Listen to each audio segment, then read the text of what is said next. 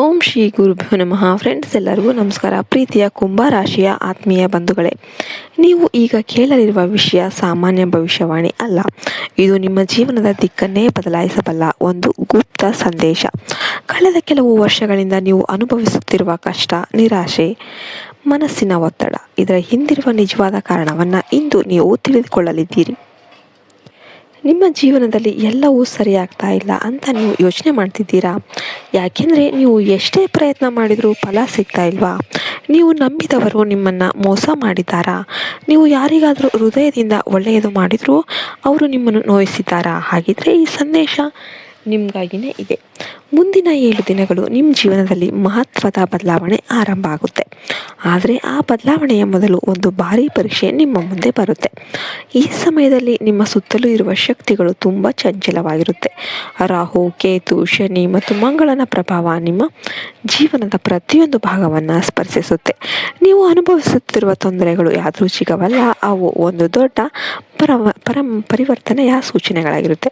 ನಿಮ್ಮ ಶತ್ರುಗಳು ಈ ಸಮಯದಲ್ಲಿ ಹೆಚ್ಚು ಚುರುಕಾಗಿರ್ತಾರೆ.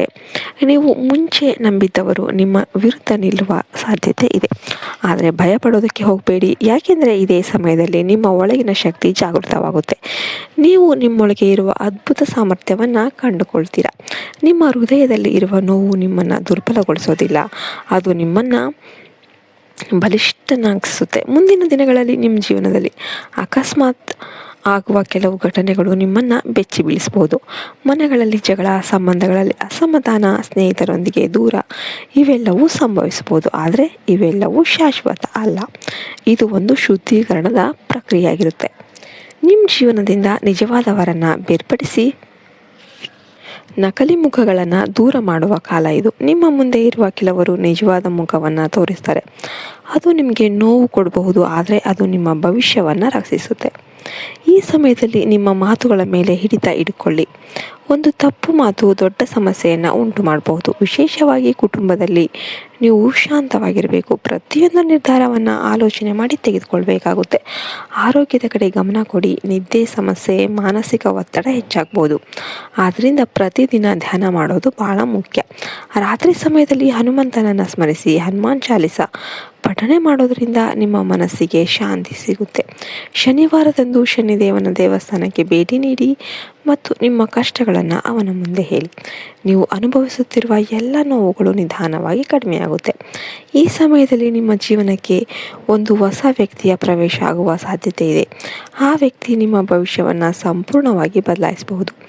ಮೊದಲಿಗೆ ಅವನು ಅಥವಾ ಅವಳು ಸಾಮಾನ್ಯ ವ್ಯಕ್ತಿಯಂತೆ ಕಾಣಬಹುದು, ಆದರೆ ಅವರ ಆಗಮನ ನಿಮ್ಮ ಜೀವನಕ್ಕೆ ಒಂದು ಹೊಸ ಬೆಳಕನ್ನು ತರುತ್ತೆ. ನೀವು ಮತ್ತೆ ನಂಬಿಕೆಯನ್ನು ಕಲಿತೀರಾ, ಮತ್ತೆ ಸಂತೋಷವನ್ನು ಅನುಭವಿಸ್ತೀರಾ.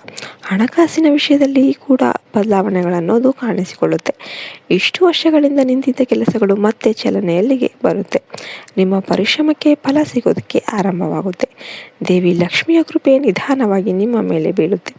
ಆದರೆ ಒಂದು ವಿಷಯವನ್ನು ಮರಿಬೇಡಿ, ಈ ಎಲ್ಲ ಒಳ್ಳೆಯ ಬದಲಾವಣೆಗಳ ನಡುವೆ ನಿಮ್ಮ ಅಹಂಕಾರವನ್ನು ನಿಯಂತ್ರಿಸಬೇಕಾಗುತ್ತೆ. ದೇವರನ್ನು ಮರಿಬಾರ್ದು. ನಿಮ್ಮ ಯಶಸ್ಸು ನಿಮ್ಮದಷ್ಟೇ ಅಲ್ಲ, ಅದು ದೇವರ ಆಶೀರ್ವಾದ ಕೂಡ ಆಗಿರುತ್ತೆ. ನೀವು ಭಕ್ತಿಯಿಂದ ಮುಂದೆ ಸಾಗಿದರೆ ನಿಮ್ಮ ಜೀವನದಲ್ಲಿ ಇನ್ನಷ್ಟು ದೊಡ್ಡ ಸಾಧನೆಗಳು ಸಾಧ್ಯ. ನೀವು ಯಾವಾಗಲೂ ಸತ್ಯ ಮತ್ತು ಧರ್ಮದ ಮಾರ್ಗದಲ್ಲಿ ನಡೆದುಕೊಂಡ್ರೆ ನಿಮ್ಮ ಶತ್ರುಗಳು ಸ್ವತಃ ಸೋಲ್ತಾರೆ. ಕೊನೆಯದಾಗಿ ಒಂದು ಗುಪ್ತ ಸಲಹೆ. ಈ ವಿಡಿಯೋದಲ್ಲಿ ಕೇಳಿದ ವಿಷಯಗಳನ್ನು ಯಾರಿಗೂ ಹೇಳಬೇಡಿ. ನಿಮ್ಮ ಒಳಗಿನ ಶಕ್ತಿಯನ್ನು ನಿಮ್ಮಲ್ಲೇ ಉಳಿಸಿಕೊಳ್ಳಿ. ಮೌನವೇ ನಿಮ್ಮ ದೊಡ್ಡ ಆಯುಧ. ಮುಂದಿನ 7 ದಿನಗಳು ನಿಮ್ಮ ಜೀವನದ ತಿರುವು ಬಿಂದು ಆಗಿರುತ್ತೆ.